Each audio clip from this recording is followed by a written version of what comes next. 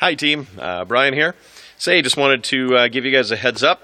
Our booth is starting to get carpet. Yay! All right, so this weekend we have baptisms in the Emmaus service. I've got Evan and Miguel coming in to help us make sure that all of our decks are ready to roll and record in my absence. This weekend I'm going to be gone. If all of you can say a prayer for my wife Lori and I. Lori's going in for gastro bypass surgery, and in the hopes to eliminate her diabetes. So that surgery is on Thursday, and so we're going to be going up to the cities tomorrow and getting ready to do that. So if you would be in prayer for us. We'll be back here in Rochester on Saturday evening probably. And so if you need me for anything, you do please call me if you absolutely need to. And so anyways, the services, Emmaus service has baptisms in it. So what I need to make sure that we record is the sermon scripture text, the sermon, and the two baptisms.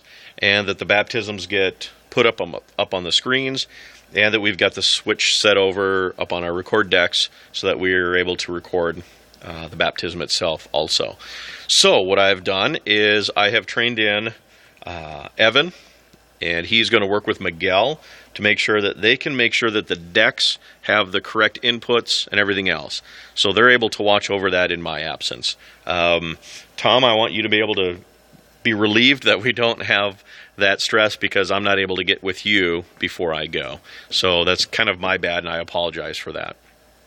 So I kind of punted and made sure I could grab Evan and Miguel to make sure they could help me out. So I just trained Evan in this evening. So for the, let's see, adoration service, we also have parent-child dedications. So Mike, if we could make sure that we've got lights for the baptismal. The baptismal, I've noticed, I think we have two different lights hitting that, so let's try to use both of those. So if you could look through all of those. And then we also need to make sure that the parent-child dedication lights are all on. I think from the last time I looked, I only saw two of them running. So that kind of left it a little dim. So if we could take a look at that, that would be great. Celebration is a mirror image of the Emmaus service, except for it doesn't have baptisms, but it does have small group leader, or not initiation, but appreciation, kind of announcement thing from up on stage with Dan. So that would be great to get that. We don't need to record that video-wise. So lighting up on stage, we're not going to use any of the Asian screens or the candle screens. We have the ensemble choir or the praise choir for Emmaus and Celebration. Chairs will stay up on stage still for all three services, and I think what we're going to do is put probably 4 or 5 LEDs in the center on that upper ledge, Mike, shooting up onto Charlie itself. So we'll take those down after Emmaus and set them back up after adoration for Celebration. Otherwise, there's no other colored lights besides the saucer and then the down shooting stage lights.